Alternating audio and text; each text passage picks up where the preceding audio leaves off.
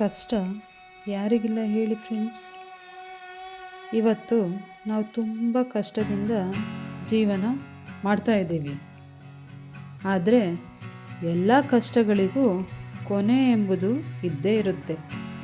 ಯಾವುದು ಶಾಶ್ವತವಾಗಿರೋದಿಲ್ಲ. ಇಲ್ಲಿ ಹೇಗಾಗಿದೆ ಅಂದರೆ, ನಾವು ಪಟ್ಟಿರೋ ಕಷ್ಟ ಇವಾಗ ನಮಗೆ ಅನಿಸ್ಬೋದು, ಜೀವನನೇ ಬೇಡ ಅನಿಸ್ಬೋದು. ಆದರೆ ಆ ಕಷ್ಟದ ದಿನಗಳು ಕಳೆದಾಗ ಸುಖದ ದಿನಗಳು ಬರ್ತವೆ ಅನ್ನೋದು ನಮ್ಮ ತಲೆಯಲ್ಲಿ ಇರಬೇಕು. ಇಲ್ಲಿ ನಾನೊಂದು ವಿಷಯನ ನೆನಪು ಮಾಡ್ಕೊತೀನಿ. ಏನಂದರೆ, ಹರಿಶ್ಚಂದ್ರ ರಾಜ ಎಷ್ಟೇ ದೊಡ್ಡ ಶ್ರೀಮಂತ ಆಗಿದ್ರೂ ಅವನಿಗೆ ಕಷ್ಟ ಅನ್ನೋದು ಸಹ ಬಿಡಲಿಲ್ಲ.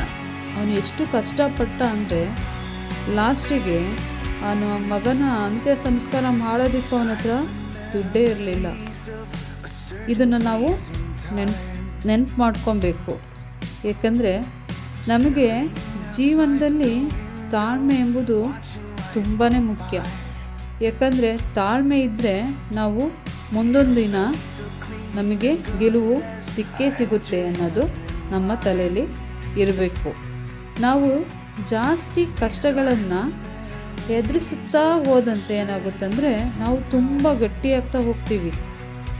ಇಲ್ಲಿ ಮನಸ್ಸಿಗಿಂತ ದೊಡ್ಡದು ಯಾವುದೂ ಇಲ್ಲ. ನಾವು ಮನಸ್ಸಿನಲ್ಲಿ ಏನು ಅಂದ್ಕೊತೀವೋ ಅದನ್ನು ನಾವು ಮಾಡೇ ಮಾಡ್ತೀವಿ.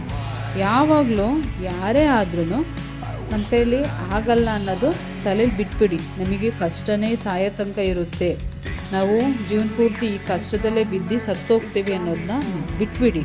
ಯಾಕಂದರೆ ಕಷ್ಟ ಇವತ್ತು ಶಾಶ್ವತವಾಗಿ ಯಾರ ಜೊತೆನೂ ಇರೋದಿಲ್ಲ. ಕಾಲಚಕ್ರ ಉರುಳಿದಂತೆ ಏನಾಗುತ್ತಂದರೆ, ಮೇಲಿದ್ದವರು ಕೆಳಗೆ ಬರಲೇಬೇಕು, ಕೆಳಗಿದ್ದವರು ಮೇಲೆ ಹೋಗಲೇಬೇಕು.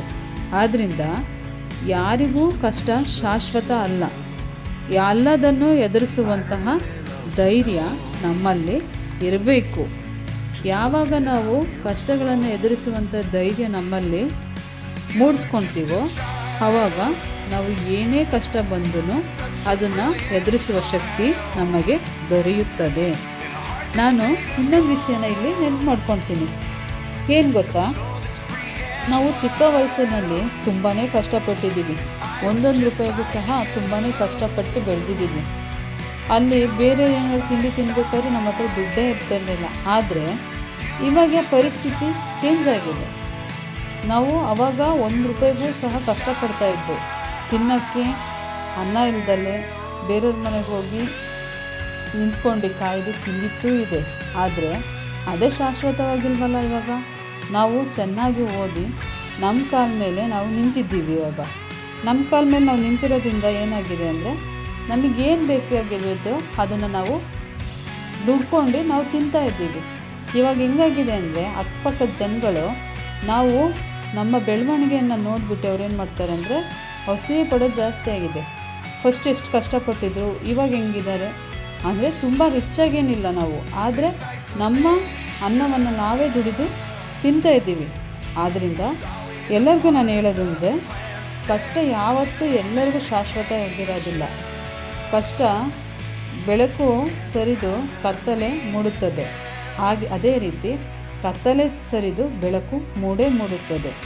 ಆದ್ದರಿಂದ ಎಲ್ಲರೂ ಅಷ್ಟೇ, ನಮಗೆ ಕಷ್ಟದ ದಿನಗಳು ಕಳೆದು ಸುಖದ ದಿನಗಳು ಬಂದೇ ಬರುತ್ತವೆ ಎಂದು ಆತ್ಮವಿಶ್ವಾಸವನ್ನು ನಾವು ಮೂಡಿಸ್ಕೊಬೇಕು.